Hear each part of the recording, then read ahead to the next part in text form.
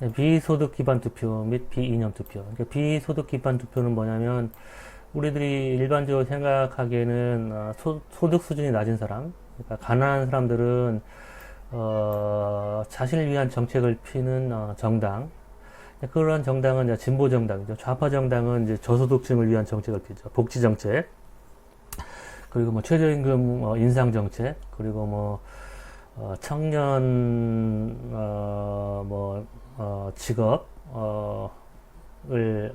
어, 만들기 위해서 뭐 정부에서 임용하는 공무원을 늘린다거나 그런 실업 정책, 또 그밖에 뭐 실업 기간 동안 정부가 도와주는 뭐 그런 실업 보조 정책, 이제 그런 것들이 다 진보 정당이 하는 거죠. 근데 많은 유권자들은 저소득층인데도 불구하고 우파 정당, 보수 정당을 지지하죠. 그러니까 그게 이제 굉장히 하나의 수수께끼 같은 거죠. 대개 서구 국가들 그리고 유럽 국가들은 이런 비소득 기반 투표 성향이 잘 안 나타나죠. 가난한 사람들은 진보 정당, 부자들은 보수 정당에 투표하는데 이상하게 한국 유권자들은 가난한 사람들이 오히려 자신들에게 정책적으로 해를 끼치는 그리고 그런 정당, 우파 정당에게 가난한 사람들 아니면 취업이 안 된 실업의 상태에 있는 사람들이 오히려 우파 정당을 투표하는 그런 이상한 투표 행태를 보여줘요. 그러니까 그것도 이제 하나의 민주주의의 발전 또는 민주주의의 정상적인 작동하고 어긋나는 행동이죠. 왜냐하면 민주주의에서는 자신에게 이익을 가져다 줄 정당에게 투표를 하고 그 정당이 정책을 폈을 때 그 정책적인 혜택을 받는 게 이제 대의민주주의의 원리죠. 그러니까 정당들이 자신을 지지하는 사람들의 정책을 대변하고 또 자신을 지지하는 또는 대변하는 정당에게 유권자들은 투표해서 그 정당이 권력을 잡았을 때 정책적인 혜택을 입는 게 이제 대의민주주의가 작동하는 원리라고 얘기할 수 있겠죠. 근데 한국에서는 오히려 자신에게 해를 끼칠 정당에게 투표하는 유권자들이 많고, 그리고 자신에게 해를 끼친다는 것도 모르고 투표하는 경우가 많죠. 특히 노인분들 같은 경우에는, 대부분 경우에, 다 퇴직 상태이고, 저소득층이기 때문에, 진보 정당을 지지하는 게 정책적으로 이익을 보는데 보수 정당을 지지하죠. 그러니까 물론 이제 유권자들이 투표를 하는 이유가 어떤 경제적인 이익만 보고 투표하는 건 아니죠. 어떤 가치나 아니면 뭐 이념 그리고 북한에 대한 그런 뭐 적개감 뭐 그런 것들도 이제 투표 결정의 중요한 원인이기 때문에 어떤 경제 정책 결과만 보고 투표하는 건 아니겠죠. 그러니까 뭐 노인분들은 북한에 대한 어떤 그런 적개감 뭐 그런 것들이 너무 강하기 때문에 이제 그런 투표를 할 수도 있겠죠. 어, 그렇다면 이제 비소득 기반 투표를 이제 우리가 어떻게 설명할 것인지 이 그림은 지난 시간에 설명한 지역주의 투표하고 똑같은 거예요. 지역주의 투표도 일종의 비정책 투표죠. 비정책 투표 또는 비이념 투표. 달리 얘기하면 이제 유인가치 투표죠. 지역주의는 유인가치 투표. 그러니까 자신들에게 지역적인 혜택 또는 뭐 지역 정체성 때문에 느끼는 심리적인 그런 동질성 이제 그런 것들이 가져다주는 효용 때문에 투표를 하는 게 유인가치 투표라고 얘기했죠.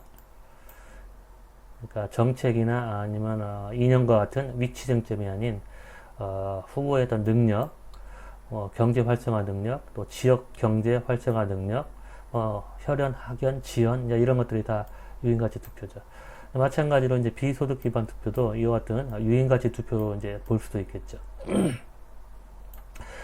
물론 이제 뭐 다차원적인 그런 투표 행태 때문에 비소득 기반 투표가 일어날 수도 있죠.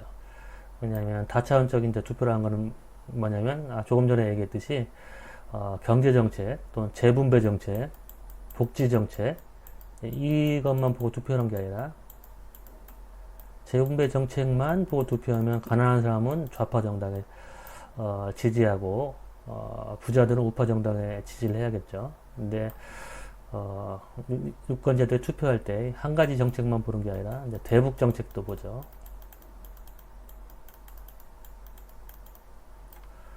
그래서 재분배 정책은 하나도 중요하지 않고 대북 정책만 중요하다라고 생각하면 당연히 비소득 기반 투표를 할 수도 있겠죠. 근데 이제 많은 경우 이 비소득 기반 투표가 이제 유인 가치 때문에 일어날 수 있죠. 지역주의처럼. 그래서 과연 정당 간의 입장 차이가 줄어들면 줄어들수록 지역주의 투표가 강화된다고 얘기했죠. 그래서 그 이유를 이 그림을 통해서 설명을 했었죠. 그래서 두 정당 간의 입장 차이가 2밖에 안 되는 경우, 그러니까 두 정당이 4하고 6에 있는 경우에는 비소득 기반 지역주의 투표가 이 영역에 해당하는 사람들이 지역주의 투표를 한다고 얘기했었죠. 그리고 정당 간의 입장 차이가 이렇게 4로 벌어지면, 지역주의 투표자들은 이 부분만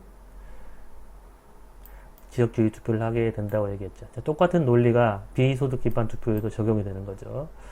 만약에 유인가치 때문에 유권자들이 자신들에게 더 유리한 재분배 정책을 제공할 정당에게 투표하지 않고 다른 정당에게 투표한다면, 그렇다면 비소득 기반 투표의 증감 또는 변화를 어떻게 설명할 수 있느냐? 정당 간의 입장 차이로 설명할 수 있겠죠. 정당 간의 입장 차이가 줄어들면 줄어들수록 비소득 기반 투표 유권자의 비율은 증가하고, 그 다음에 정당 간의 입장 차이가 늘어나면 비소득 투표자는 감소하리라는 걸 우리가 예측할 수 있겠죠. 그래서 만약에 경험 세계에서 이게 이제 지난번 18대 대선에서 유권자들이 소득 수준에 따라서 어떻게 투표했는가를 보여주는 거예요. 그래서 이제 경험 세계에서 과연 비소득 기반 투표를 얼마나 하는지 보여주면 이제 이와 같은 그림이 되는데, 이제 그 전에 만약 이론적으로 유권자들이 소득 기반 투표를 한다면, 그러면은 이처럼 중간으로 나눠서 저소득층은 전부 다 진보적인 후보, 그러니까 문재인 후보를 지지를 해야 되겠죠. 그 다음에 보수적인 유권자들은 전부 다 박근혜 후보를 지지를 해야 되겠죠. 근데 실제로 이 경험 세계에서는 어떻게 투표했냐면, 여기 가장 소득 수준이 낮은 유권자들 같은 경우에는 박근혜 후보를 지지한 비율이 굉장히 높죠. 그러니까 다른 어떤 소득층에 비해서 최저 소득층이 가장 박근혜 대통령을 상대적으로 문재인 대통령에 비해서 더 많이 지지를 한 거죠. 그리고 오히려 가장 고소득층을 보면 오히려 문재인 대통령 후보를 더 지지를 했다는 걸 볼 수 있죠. 그래서 일단 저소득층을 보면 저소득층에서는 박근혜 후보, 박근혜 후보, 박근혜 후보, 박근혜 후보. 그래서 딱 중간을 잘랐을 때, 내소득층이, 그러니까 가장 가난한 내소득층이 오히려 박근혜 후보를 지지를 한 것이죠. 그 다음에 이제 중간 정도에 있는 이 저소득층은 문재인 후보를 더 지지를 했고, 그 다음에 고소득층을 보면 이제 최고 소득층은 문재인 후보를 지지를 했고, 이제 그 아래를 보면 두 번째는 박근혜 후보 이렇게 박근혜 후보를 고소득층은 지지를 했죠. 그리고 이 정도의 소득층은 이제 문재인 후보를 더 많이 지지했고, 그러니까 반대의 결과가 나오죠. 오히려 고소득층이 문재인 후보를 더 지지한 그런 경향이 있고, 저소득층은 박근혜 후보를 더 많이 지지했죠. 그러니까 왜 그러냐? 뭐 저소득층이 박근혜 후보를 지지한 이유는 아무래도 정당 간의 어떤 정책에 대해서 경제 정책 또는 재분배 정책에 대해서 잘 모를 수가 있죠. 그러니까 한국 같은 경우는 뭐 정당 간의 입장 차이가 이 재분배 정책 차이는 거의 뭐 없다고 얘기할 수 있죠. 최근에도 김종인 씨가 지금 뭐 심지어 민주당보다도 더 선제적으로 소득 기본소득에 대해서 지금 논의를 하고 있잖아요. 그 정도로 한국은 경제적인 디멘션에서는 정책적인 입장 차이가 별로 없죠. 그러니까 아무래도 저소득층은 이제 교육 수준이 낮고 좀 정치 의식이 낮기 때문에 이거는 뭐 저소득층을 폄훼하는 게 아니라 데이터가 다 그렇게 이제 보여주는 실증적인 결과예요. 저소득층은 이제 정치인의 어떤 이름에 대해서 잘 모르고 또 인지도가 낮고 정당 간의 입장 차이를 작게 인식을 해요. 이미 지난 시간에 다 얘기를 했었기 때문에 여기에 대해서 오해가 없기를 바라요. 그러니까 저소득층을 폄훼하는 게 아니라 실증적으로 정치 지식이 이제 낮은 편이에요. 고소득층에 비해서. 잘로 책에 대해서 우리가 학기 초에 얘기했을 때 이제 정치 지식, 정치 의식에 대해서 얘기했잖아요. 정치 의식. 그래서 이제 그런 식으로 이제 설명할 수 있겠죠. 그러니까 정치 지식이 낮기 때문에 자신들에게 정책적으로 유리한 정당이 어떤 정당인지 모를 수가 있고, 또 아까도 얘기했듯이 경제 활성화라는 유행가치, 그러니까 한동안 좌파는 뭐 도덕성이고 우파는 경제 능력, 안보 능력이라는 그런 프레임이 한국 시대를 지배해 왔었죠. 30년 넘게. 그러니까 이제 저소득층은 진보 정당이 저소득층에 더 유리한 정책을 펼지는 몰라도 그래도 진보 정당이 정권을 잡으면은 경제가 망가지니까, 그리고 북한이 침입할 수 있으니까, 북한을 막을 수 없고 친북 정권이니까 진보 정권이 재분배 정책을 더 강하게 하지만 그래도 나는 보수 정당을 찍어야겠다. 왜냐하면 경제가 안정돼야지 그나마 일자리를 얻을 수 있을까, 이렇게 생각하시는 분들도 계시겠죠. 그리고 또 조금 전에 얘기했듯이 뭐 남북 정책이 경제 정책보다 남북 정책이 더 중요하다고 생각하는 사람들, 뭐 이런 분들은 나는 좀 가난해도 난 북한이 싫어, 뭐 이렇게 생각하고 투표하는 사람도 있겠죠. 근데 이제 고소득층이 문재인 후보를 더 지지하는 경우는 이제 두 소득층이 있었죠. 최고 소득층과 400만 원에서 500만 원 사이 이 소득층. 이 경우는 아무래도 어떤 좌파 정당과 우파 정당의 정책적인 입장 차이를 크게 느낀다고 하더라도 우파 정당의 어떤 그런 뭐랄까 퇴행성이라고 할까요? 막말이나 아니면 공천파동의 같은 그런 비민주적인 정당 운영. 그러니까 아무래도 고소득층은 그런 민주적인 절차 아니면 합리적인 그런 거를 좋아할 수가 있겠죠. 근데 이제 뭐 과거에 미통당 아니면 뭐 자유한국당이 보여준 행태는 이런 그런 어떤 비시스템적인 그런 정당 운영이나 아니면 과거에 얽매인 그런 반공 이데올로기 뭐 그런 거에 이제 지속적으로 그 시대착오적인 그런 행태를 보여주는 거에 대해서 뭐 실증을 느낄 수 있겠죠. 그럼에도 불구하고 고소득층은 자신들의 어떤 소득과 일관된 투표를 하는 소득층들이 더 많이 있죠. 그러니까 이 박근혜 후보를 더 많이 지지한 이렇게 층이 있죠. 자, 도표를 통해서 살펴보면 이제 하위 소득층과 이제 상위 소득층이 있는데, 이렇게 짙게 표시한 소득층이 자신의 소득과 일관된 투표 행태를 보이는 소득층이에요. 왜냐하면 박근혜 후보를 지지한 사람들이 55명, 그리고 문재인 후보를 지지한 사람들이 73명이니까 이 소득분위, 소득 5분위에 해당되는 사람들은 박근혜 후보보다 문재인 후보를 더 지지했죠. 더 많은 사람들이. 마찬가지로 6분위에 해당하는 소득층도 진보정당 후보를 더 지지했기 때문에 자신의 소득과 일관된 투표를 한 사람들이죠. 그리고 상위 소득층은 이제 고소득층은 보수정당을 지지하는 게 맞겠죠.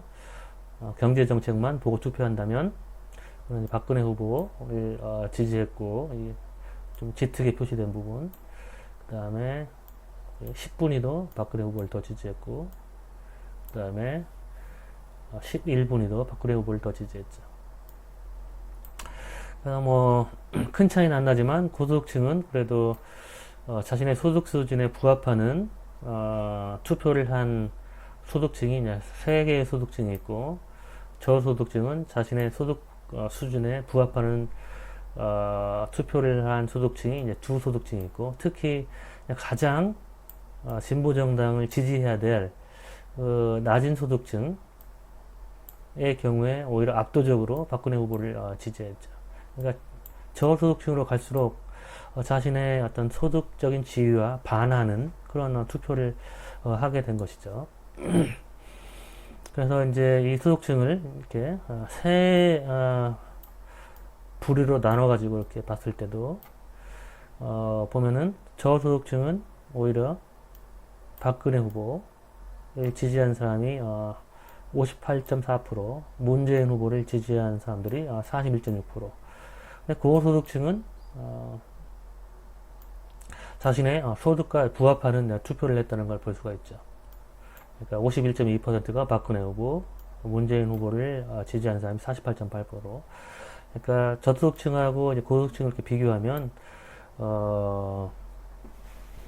고소득층에 비해서 저소득층이 자신의 소득과 반하는 투표를 한다는 걸 알 수가 있는 거죠. 그러니까 아까 저소득층은 이제 정당 간의 입장 차이를 덜 느낄 수 있고, 고소득층에 비해서, 그리고 정치 지식이 낮기 때문에 어떤 정당이 자신에게 더 유리한 재분배 정책을 피는지 모를 수도 있다고 얘기했는데, 그런 그와 같은 해석이 이 결과가 어느 정도 실제로 저소득층은 고소득층에 비해서 자신의 소득에 반하는 그런 투표를 한다는 사실을 보여주죠. 고소득층은 상대적으로 자신의 소득에 부응하는, 조응하는 투표를 보여주죠. 반면에 저소득층은 자신에게 해를 끼칠 정당에 더 투표를 하고, 고소득층은 자신에게 이익이 되는 정당에 투표를 하는 것이죠. 그렇다면 이제 조금 전에 그 해석, 저소득층은 어떤 정당이 자신에게 이익이 되는지 그걸 잘 모를 수도 있다고 얘기했는데, 그와 같은 주장에 대한 그런 실증적인 증거는 저 뒤에서 보여줄게요. 표를 통해서. 그리고 이제 유권자의 소득 분포와 이념 분포를 보면 항상 소득 분포는 이렇게 왼쪽으로 치우친, 저소득층으로 치우친 분포를 보여줘요. 왜냐하면 저소득층이 많고 이제 극소의 초고소득층이 평균을 끌어올리죠. 하지만 서민들이라고 불리는 일반 유권자들이 훨씬 이쪽에 더 많이 있죠. 그럼 만약에 유권자들이 소득에 의해서만 투표한다면 항상 좌파 정당이 승리를 해야겠죠. 왜냐하면 유권자들이 소득에 의해서만 투표할 때 더 많은 저소득층이 진보정당을 지지를 할 테니까 항상 진보정당이 승리를 해야 되겠죠. 하지만 실질적으로 유권자의 이념 분포를 보면 이처럼 거의 대칭적이고, 한국 같은 경우에는 약간 우측의 보수적인 유권자들이 더 많아요. 그와 같은 이유는 이제 남북 관계 또는 대북 정책에 대한 입장 때문에, 대북 입장 또는 대북 태도 때문에 그래요. 그러니까 한국에서도 서구 유럽처럼 어떤 계급 균열이 유권자의 어떤 이념을 결정했다면, 그러면은 이처럼 진보적인 유권자들이 더 많이 있을 수가 있겠죠. 근데 한국은 이런 계급 균열보다는 이 남북 균열이 더 유권자의 태도에 또 중요한 영향을 미치기 때문에 이처럼 유권자의 소득 분포와 일치하지 않는 이런 이념 분포가 형성이 된 거예요. 자, 그 다음 상대 정당 유인가치 이점의 인식에 미치는 영향이라고 하는데, 상대 정당이란 건 뭐냐면 저소득층의 경우, 저소득층의 경제 정책에 혜택을 주는 정당은 진보 정당이겠죠. 저소득층에 경제적인 혜택을 주지 않는 정당은 보수 정당. 그러니까 여기서 상대 정당이란 거는 이제 저소득층의 경우에는 보수 정당, 그 다음에 고소득층의 경우는 진보 정당을 의미하는 거예요.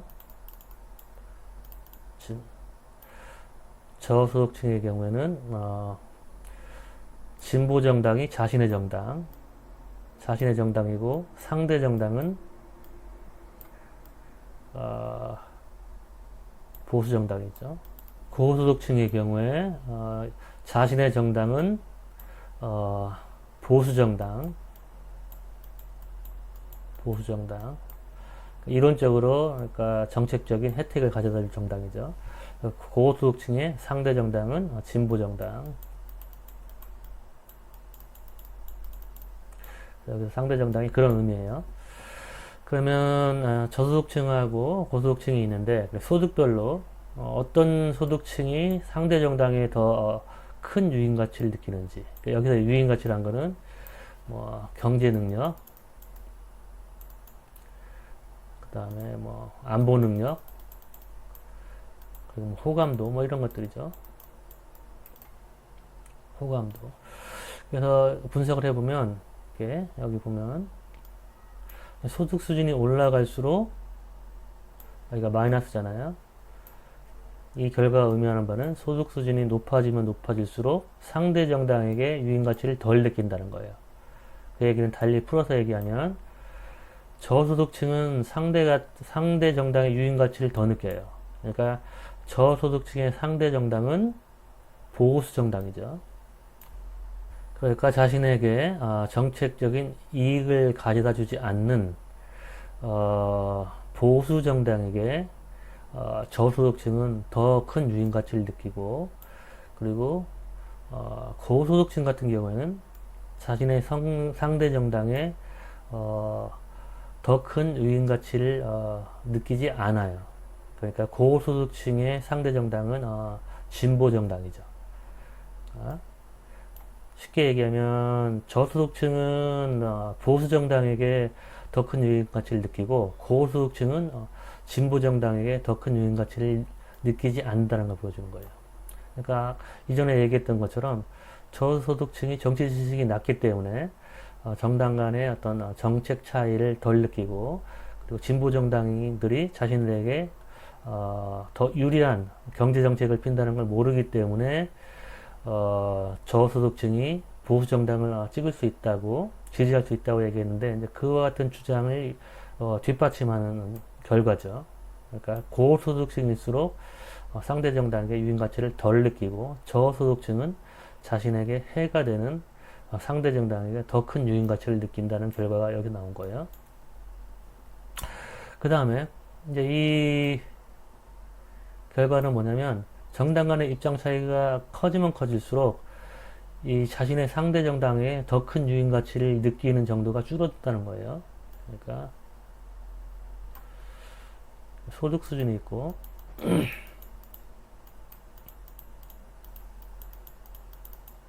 그 다음에 여기가 유인 가치, 상대 정당에 대한 유인 가치가 있죠. 그러면 모형 1의 결과에 의하면 소득 수준이 높아질수록 상대 정당의 유인 가치를 덜 느껴야 되니까, 음의 관계죠. 여기 음의 관계. 이와 같은 결과가 모형 1이 보여준 결과인데, 모형 2는 뭘 의미하냐면 정당 간의 입장 차이를 덜 느끼면 덜 느낄수록 이 기울기가 더 강해지고, 그리고 정당 간의 정당 간의 입장 차이를 크게 느끼면 느낄수록, 그러니까 정말로 재분배 정책이 차이가 있구나. 그러니까 진보 정당은 가난한 사람 정책을 피고 보수 정당은 부자를 위한 정책을 피는구나 라고 명확하게 인식하면 인식할수록 이 기울기가 점점 이렇게 약해지는 거예요. 이렇게. 그러니까 여기서 플러스라는 얘기는 정당 간의 입장 차이라는 이 변수의 회귀 계수가 플러스라는 얘기는 기울기가 점점 양의 방향으로 움직인다는 걸 의미하는 거예요. 이걸 이제 여러분이 완벽하게 이해할 필요는 없어요. 나중에 뭐 더 대학원 가서 통계학을 배우면 이해하겠지만, 결과만 얘기를 하면 이 결과가 의미하는 바는 뭐냐면 사람들이 정당 간의 입장 차이를 느끼면 느낄수록 정당 간 입장차 차이 인식이 높아질수록, 지금 이 기울기가 의미하는 바가 비소득 투표의 정도를 의미하는 것이죠. 이 기울기가 마이너스가 될수록 비소득 투표,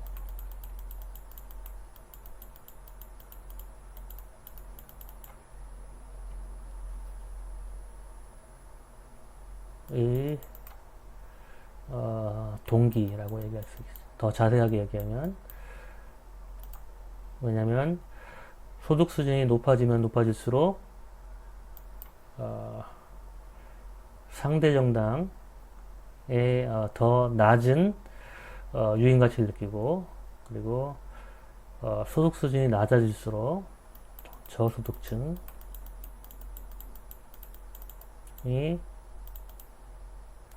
보수 정당에게 더 큰 유인 가치를 느껴서 보수 정당을 지지하겠죠. 보수 정당 유인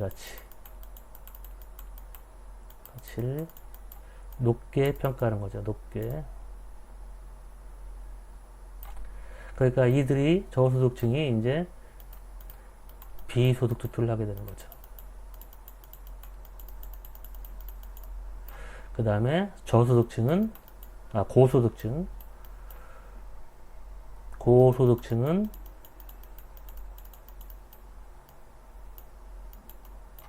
상대 정당에 대해서 즉 진보 정당에 대해서 유인 가치를 덜 느끼니까 진보 정당 유인 가치를 덜 느끼니까 진보 정당을 지지하지 않게 되는 거죠. 그러니까 저소득층은 보수 정당을 지지하고, 그 다음에 고소득층은 진보 정당을 지지하는 이와 같은 투표 행태가 강하다는 걸 보여주는 것이죠. 이 음의 기울기가 저소득층은 자신에게 해를 끼치는 정당에 투표하고, 고소득층은 정당 간의 입장 차이를 많이 느끼니까 자신에게 해를 끼치는 정당이 아니라, 왜냐면 진보 정당의 유인 가치를 덜 느끼니까 고소득층은 자신에게 유리한 정당에 투표하는 것이죠. 이 음의 기울기가 의미하는 게. 근데 만약에 유권자들이 정당 간의 입장 차이를 더 느끼게 된다면, 저소득층도 유권자의 저소득층도 정당 간의 입장 차이를 크게 느끼게 된다면, 이처럼 이와 같은 기울기가 거의 없어지게 되는 거죠. 그러니까 소위 얘기하는 비차별적인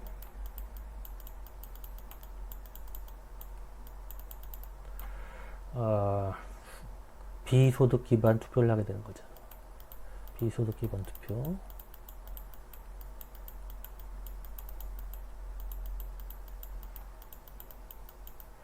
여기서 비차별적인 비소득 기반 투표라는 건 뭘 의미하냐면, 먼저 차별적인 비소득 기반 투표. 차별적인 비소득 기반 투표가 바로 이 음의 기울기예요. 왜냐면 왜 차별적이냐? 저소득층은 자신에게 해를 끼치는 정당에 투표하고 고소득층은 자신에게 이익이 되는 정당에게 투표하니까 서로 투표 형태가 다르죠. 그러니까 차별적인 투표 형태죠. 근데 이처럼 기울기가 없어지면 그걸 뭘 의미하냐면 저소득층이나 고소득층이나 자신에게 해를 끼치는 정당에게 투표하는 행태에 차이가 없어진다는 걸 의미하는 거예요. 그래서 이제 이 표가 보여주는 거는 조금 전에 얘기했던 대로 저소득층은 정치적인 지식이 낮기 때문에 자신에게 해를 끼치는 정당에게 투표하는 성향이 있다는 그 주장을 뒷받침하는 결과예요. 그 다음에 실제로 이제 비소득 기반 투표에 미치는 영향을 살펴보면 소득 수준이 높아지면 높아질수록 비소득 투표를 하지 않는다는 걸 보여주죠.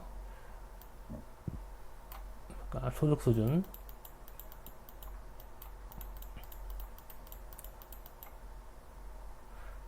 그 다음에 비소득 기반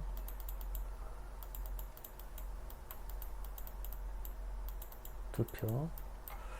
이제 이건 뭘 의미하냐면 유권자들이 자신이 저소득층에 속하는데 우파 정당을 찍고 그리고 자신이 고소득층에 속하는데 좌파 정당을 찍는 그런 행태를 보여준 거예요. 그래서 저소득층이면서 우파 정당을 찍었으면 1로 코딩을 하고 근데 저소득층이 좌파 정당을 찍었으면 0을 코딩을 한 거예요.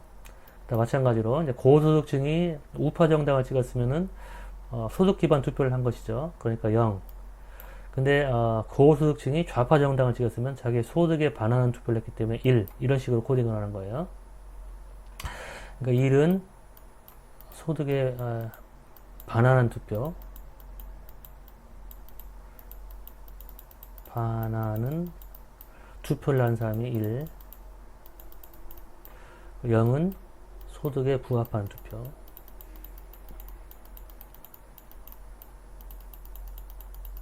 이렇게 이제 코딩을 한 거예요. 종속 변수가. 그러면 이제 이 그래프가 보여주는 거는 소득 수준이 높아지면 높아질수록 이 비소득 기반 투표를 할 확률이 낮다는 걸 얘기하는 거죠. 이렇게. 소득 수준이 낮은 사람들은 비소득 기반 투표를 할 확률이 높고 소득 기반이 높은 사람들은 비소득 기반 투표를 할 확률이 낮다는 걸 보여주는 거죠.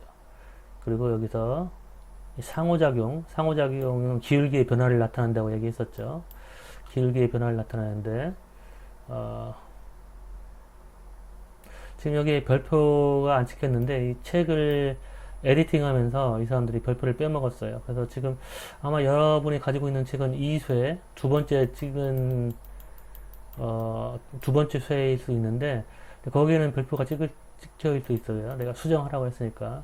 근데 1쇄에는 이 별이 이렇게 좀 안 찍혀 있어요. 근데 여기 이 두 변수 모두 다가 별이 3개예요. 그러니까 통계적으로 매우 강한 신뢰도를 가지는 결과예요. 고용 사회의 결과가 보여주는 것은 유인가치 이점, 상대 정당의 유인가치 이점이 있다고 느낄수록 당연히 상대 정당을 더 지지하겠죠. 상대 정당 유인가치. 상대 정당이 뭐 경제 활성화 능력이나 안보 능력이 있다고 생각할수록 상대 정당을 지지할 가능성, 즉 비소득 기반 투표를 할 가능성이 높아지겠죠. 비소득 기반 투표라는 것은 상대 정당에 지지하는 성향을 나타나니까 이와 같은 관계. 근데 정당 간의 입장 차이를 크게 인식하면 인식할수록 이 상호작용은 기울기의 변화를 얘기한다고 얘기했어요. 그러면 여기가 마이너스니까 기울기가 이렇게 줄어든다는 걸 얘기하는 거죠. 상대 정당의 유인가치 효과가 줄어드는 걸 의미하는 거죠. 그러니까 언제 상대 정당의 유인가치 효과가 줄어드느냐? 정당 간의 입장차, 정당 간의 입장 차이를 크게 느끼면 느낄수록 이 상대 정당에게 느끼는 유인 가치의 효과가 줄어드는 것이죠. 그러니까 즉 달리 얘기하면, 쉽게 풀어서 얘기하면 사람들은 자기 이념이나 아니면 정책적인 선호에 의해서만 투표하는 게 아니라 상대 정당이 경제 활성화 능력 또는 뭐 안보 능력이 있다고 생각하고 이제 투표를 하는데, 그와 같은 경우는 어떤 경우냐면 정당 간의 입장 차이가 없다고 생각하는 사람들, 그 사람들은 유인 가치만 보고 투표를 하겠죠. 그러니까 나하고 정책적으로 다른 정당, 그러니까 내 소득 지위와 다른 정당에게 투표를 하게 되겠죠. 상대 정당의 유인 가치가 뛰어나다고 생각하면. 근데 그와 같은 성향, 그러니까 내 소득에 반하는 정당을 그 정당의 유인 가치가 더 뛰어나다고 생각하고 내 소득에 반하는 정당에 투표하는 성향이 이렇게 줄어든다는 걸 의미하는 것이죠. 정당 간의 입장 차이를 크게 느낄수록, 반대로 정당 간의 입장 차이가 없다고 생각하면 그와 같은 유권자들은 이제 유인 가치만 보고 투표하겠죠. 정당 간의 입장 차이를 못 느끼니까 유인 가치만 보고 투표하고, 그리고 유인 가치만 보고 투표할 때 상대 정당의 유인 가치가 더 뛰어나다고 생각하면 상대 정당을 투표하겠죠. 그래서 이 그림이 보여주는 바는 뭐냐면, 그 상대 정당의 유인 가치가 더 크다고 느끼고 자신의 소득과 반하는 투표를 하는 유권자들이 이처럼 점점 줄어드는데, 왜 그러냐면 정당 간의 입장 차이를 크게 느끼면 느낄수록 상대 정당의 유인 가치에 현혹돼서 상대 정당을 지지하는 성향이 줄어든다는 걸 보여주는 거예요. 그러니까 이 그림을 뒷받침하는 결과예요. 이 그림에서는 정당 간의 입장 차이가 커지면 커질수록 이 비소득 기반 투표자, 저는 상대 정당 지지자의 비율이 줄어든다고 얘기했었죠. 그러니까 이 그림의 결과, 유권자들은 정당 간의 입장 차이를 크게 느낄수록 유인가치 투표를 덜 하게 되고, 따라서 상대 정당 후보를 덜 지지하게 되고, 달리 얘기하면 비소득 기반 투표를 덜 하게 된다는 이론적인 예측을 뒷받침하는 결과가 바로 이제 이와 같은 결과예요. 비소득 기반 투표에 미치는 영향. 그렇다면 소득 수준이 이처럼 비소득 기반 투표에 미치는 영향이 여기서는 없어져 버렸죠. 여기서는 굉장히 신뢰할 수 있는 그런 결과가 나왔는데 여기는 그런 결과가 안 나오잖아요. 그 얘기는 무슨 얘기냐? 왜냐하면은 여기서는 이 두 변수를 통제했잖아요. 그러니까 달리 얘기하면 이처럼 이 두 변수를 통제하지 않은 모형에서 이 소득 기반 투표가 이렇게 나타나는 이유는 바로 이 이유 때문에 그렇다는 거죠. 그러니까 저소득층이 비소득 기반 투표를 더 많이 하는 이유는, 그 이유는 뭐냐면 저소득층이 정당 간의 입장 차이를 덜 느끼고, 따라서 이들은 상대 정당에게 더 큰 유인 가치를 느껴서 그 상대 정당, 즉 보수 정당을 더 지지했다는 것을 의미하는 거죠. 하지만 정당 간의 입장 차이를 크게 느낄수록 상대 정당을 투표하지 않는다는 것을 저소득층과 고소득층 상관없이, 여기는 통계적으로 유명한 결과가 안 나왔으니까, 그러니까 소득층에 따른 비소득 기반 투표의 성향은 사라지잖아요. 그러니까 즉 달리 얘기하면 이 모형이 보여주는 결과는 정당 간의 입장 차이를 크게 느끼면 느낄수록 저소득층과 고소득층 상관없이 비소득 기반 투표를 하지 않는다는 걸 보여주는 것이죠. 또 그걸 달리 얘기하면 저소득층이 상대 정당에게 더 투표하는 성향 또는 비소득 기반 투표를 더 많이 하는 그 이유는 뭐냐면 저소득층이 정당 간의 입장 차이를 덜 느꼈기 때문이라는 것을 보여주는 것이죠. 상당히 복잡한 내용이니까 이 인터랙션 텀, 이 상호작용 효과가 미치는 이 영향을 해석하는 문제는 여러분이 지금 바로 이해하기는 어려울 거예요. 그러니까 대학원 수준의 통계를 배우면 이제 이해하게 될 테지만 그래 너무나 이렇게 걱정은 하지 말고 어쨌든 이 표가 의미하는 바가 뭔지 그냥 이해하는 수준에서 시험 문제도 뭐 걱정할 필요는 없을 것 같아요.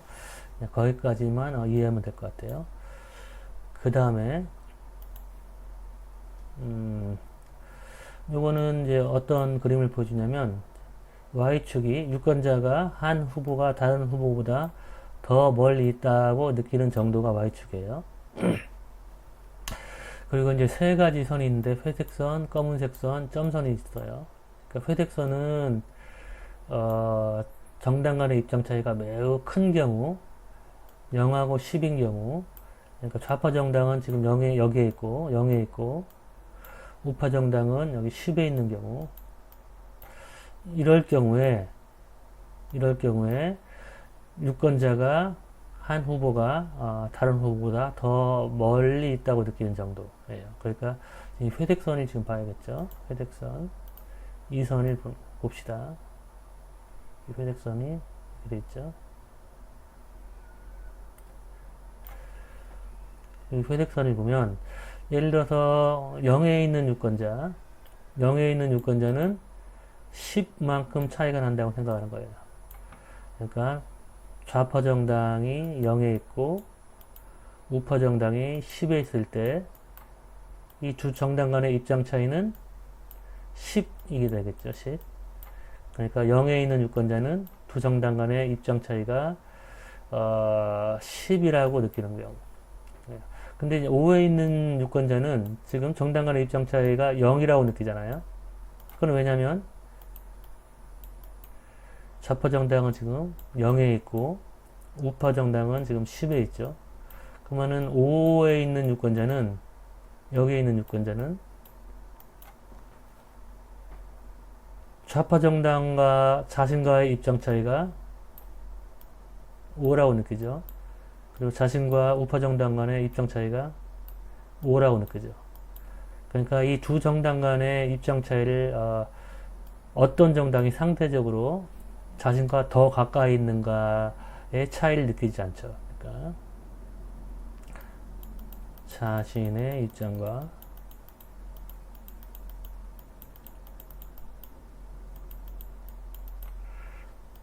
상대적으로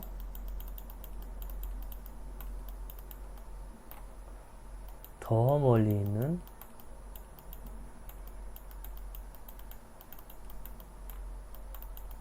정당.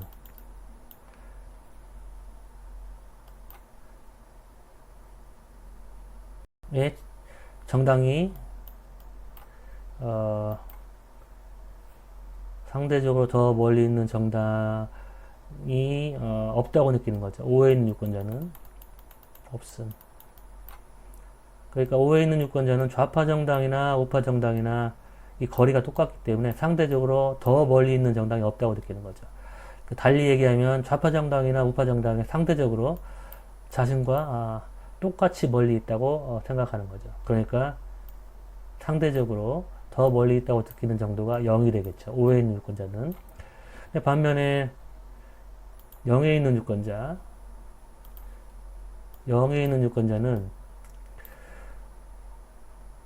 자신의 입장과 그 다음 좌파 정당의 입장이 똑같다고 생각하는 거죠. 좌파 정당이 지금 여기 있으니까. 그러니까 입장 차이를 못 느끼는 거죠. 자신의 입장과 좌파 정당의 입장 차이는 느끼지 못하고 그 대신 우파 정당과 입장 차이는 10만큼 느끼는 거죠. 그러니까 우파 정당이 좌파 정당에 비해서 상대적으로 10만큼 더 멀리 있다고 느끼는 거죠. 그래서 0에 있는 유권자는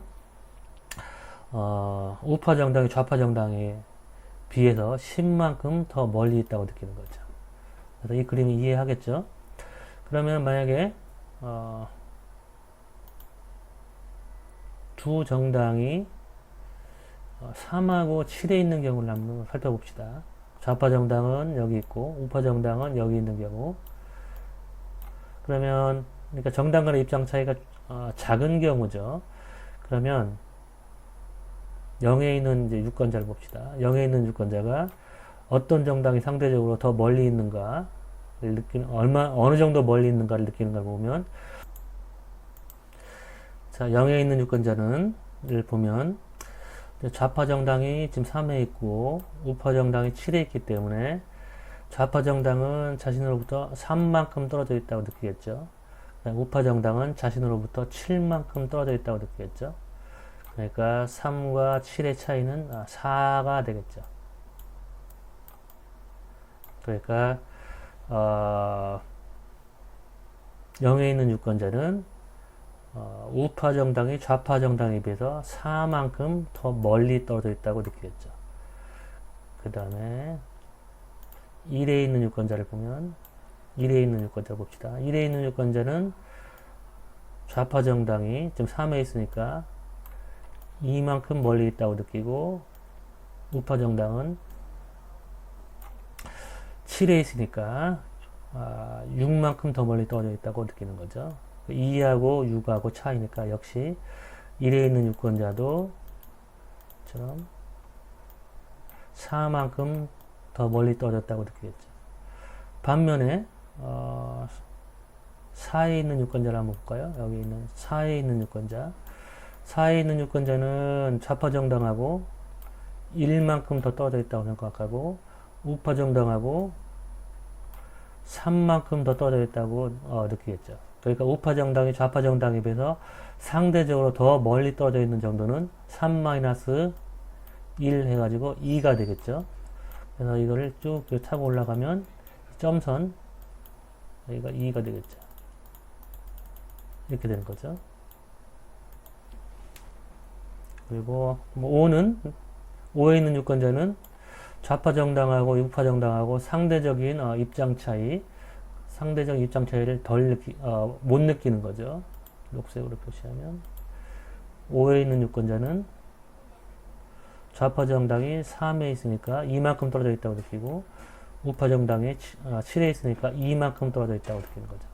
어떤 정당이 상대적으로 더 멀리 떨어져 있느냐 차이를 못 느끼죠. 그러니까 5에 있는 유권자들은 한 후보가 다른 후보가 더 멀리 있다고 느끼는 정도가 0이 되겠죠.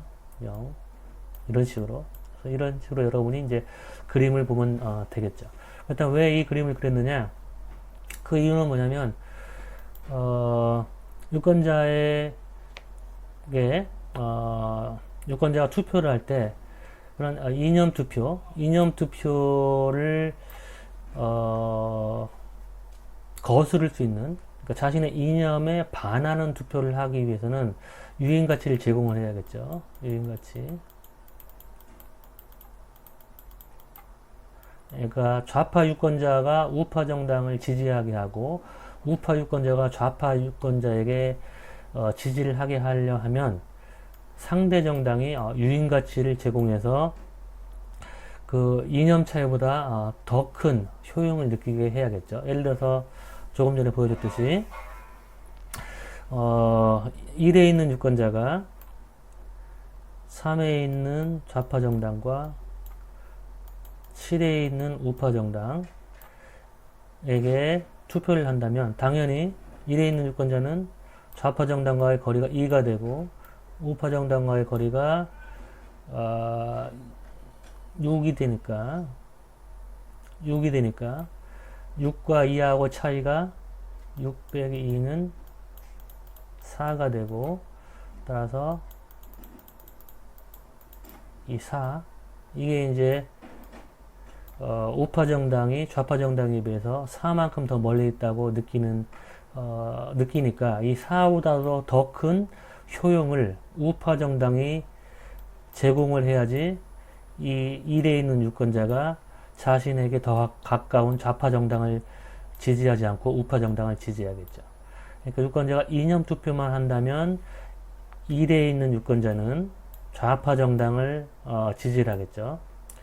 근데 우파 정당이 1에 있는 유권자로 하여금 좌파 정당을 지지하지 못하게 하고 자신을 지지하게 하려면 좌파 정당은 충분한 유인 가치를 제공을 해야 되는데 어느 정도의 유인 가치를 제공해야 되냐면 이 이념 차이에서 느끼는 효용, 그러니까 사만큼의 효용보다도 더 큰 유인 가치를 제공을 하면 우파 정당은 좌파 정당, 좌파 유권자로부터 지지를 끌어낼 수 있겠죠. 그걸 이제 보여주기 위한 그림이에요. 그렇다면 정당 간의 입장 차이가 크면 클수록 더 많은 유인 가치를 제공을 해야지 자신을 이념적으로 반대하는 유권자의 지지를 끌어낼 수 있겠죠. 예를 들어 가지고 점선의 경우에는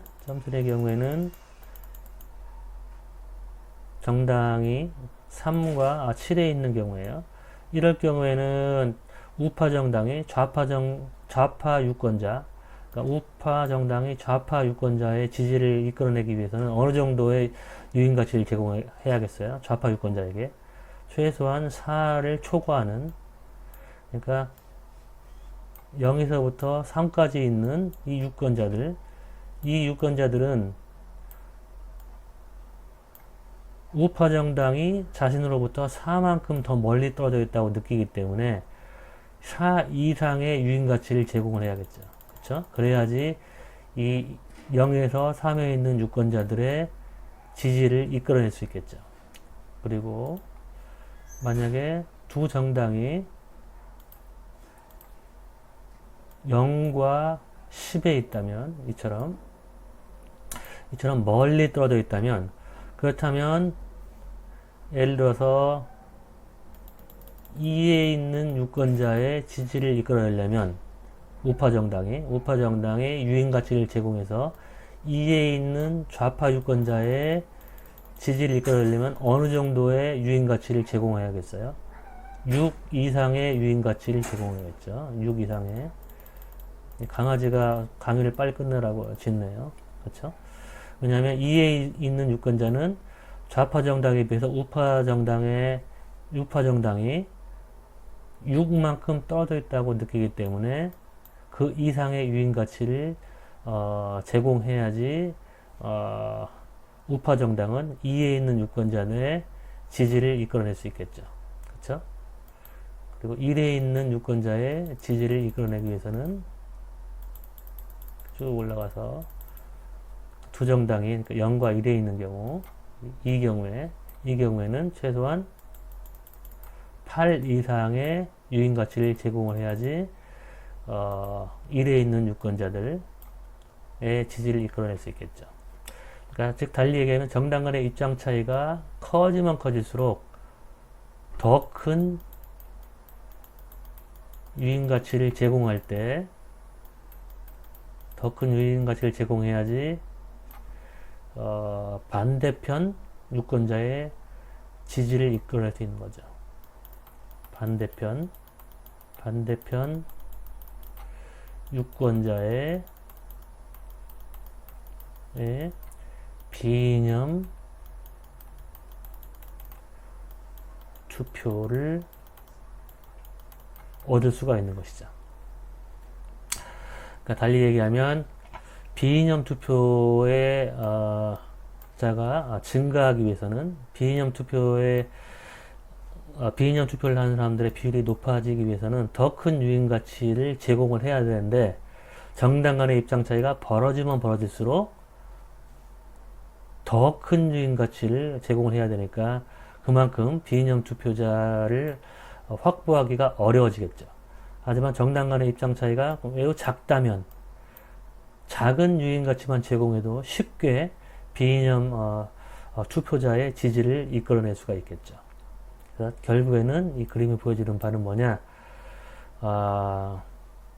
비이념 투표의 비율은 정당 간의 입장 차이에 반비례한다는 걸 보여주는 거죠. 그러니까 정당 간의 입장 차이가 벌어지면 벌어질수록 비이념 투표자는 줄어들고 정당 간의 입장 차이가 커지면 커질수록 비이념 투표자의 비율은 줄어든다는 걸 보여주는 거죠. 그렇다면 이와 같은 이론적인 예측을 뒷받침하는 경험적인 증거가 이거죠. 입장 차이, 정당 간의 입장 차이를 더 크게 인식하면 인식할수록 비이념 투표자의 비율이 이렇게 줄어든다는 걸 보여주는 거죠. 이렇게 여기 음해관계, 굉장히 강한 음해관계를 보여주죠. 그래서 이 그림은 이 전에 보여준 이 그림을 경험적으로 뒷받침하는 결과다라는 것이죠. 그럼 여기까지 강의를 할게요. 수고했어요.